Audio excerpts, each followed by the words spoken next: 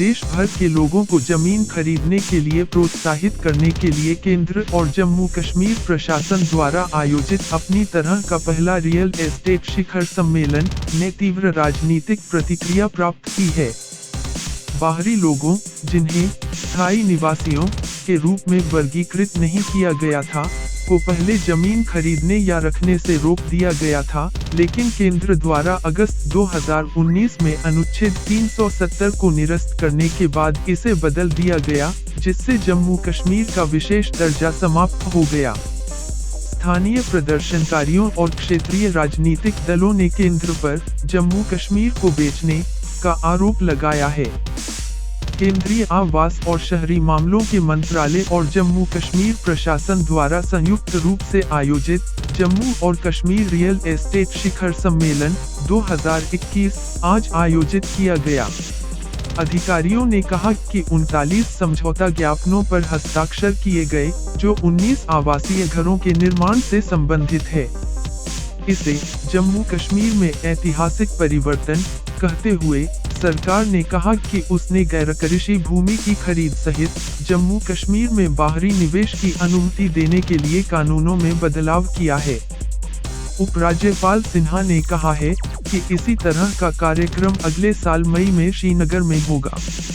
आज के सम्मेलन के एजेंडे में कहा गया है, नए जम्मू कश्मीर विकास अधिनियम के तहत मानदंड के रूप में राज्य का स्थायी निवासी होना शब्द को हटा दिया गया है, जिससे जम्मू कश्मीर के बाहर के निवेशकों के लिए निवेश का मार्ग प्रशस्त हो गया है और इसके परिणाम स्वरूप भारत का कोई भी नागरिक जम्मू कश्मीर में गैरकृषि भूमि खरीद सकता है। पिछले हफ्ते उपराज्यपाल मनोज सिन्हा की अध्यक्षता में जम्मू कश्मीर प्रशासन ने भूमि उपयोग कानूनों में बदलाव किया और गैरकृषि उद्देश्यों के लिए कृषि भूमि को फिर से वर्गीकृत करने की अनुमति दी। इस फैसले की क्षेत्रीय दलों ने कड़ी आलोचना की, जिन्होंने कहा कि इस जमीन का इस्तेमाल गैरस्थानीय लोगों को बसाने के लिए किया जाएगा।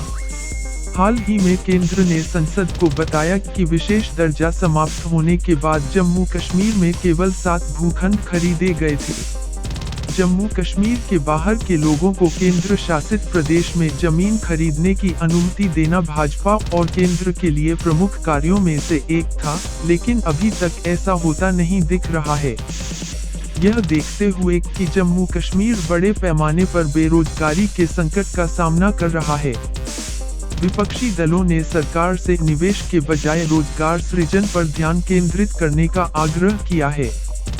हाल ही में centre for monitoring Indian economy (CMI) बेरोजगारी सर्वेक्षण के अनुसार जम्मू कश्मीर की बेरोजगारी दर 21% से अधिक है, जबकि अखिल भारतीय औसत 7.8% है।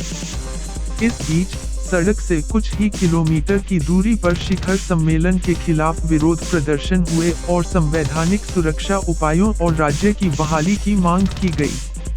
प्रदर्शनकारियों ने कहा कि जम्मू कश्मीर को बिक्री के लिए रखा जा रहा है। वे हमारी जनसांख्यिकी, इतिहास, पहचान और संस्कृति को बदलने की कोशिश कर रहे हैं। हम ऐसे किसी भी विकास को स्वीकार नहीं करते हैं जो जम्मू कश्मीर के चरित्र को बदलता है। वे जम्मू कश्मीर की नीलामी कर रहे हैं। मालूम हो कि हाल ही में 20,000 कर्मचारियों के हड़ताल पर चले जाने के बाद जम्मू कश्मीर प्रशासन को ट्रांसमिशन सहित बिजली क्षेत्र के निजीकरण के अपने फैसले को स्थगित करने के लिए मजबूर होना पड़ा। ग्रिड स्टेशनों को संचालित करने के लिए सेना को बुलाना पड़ा था।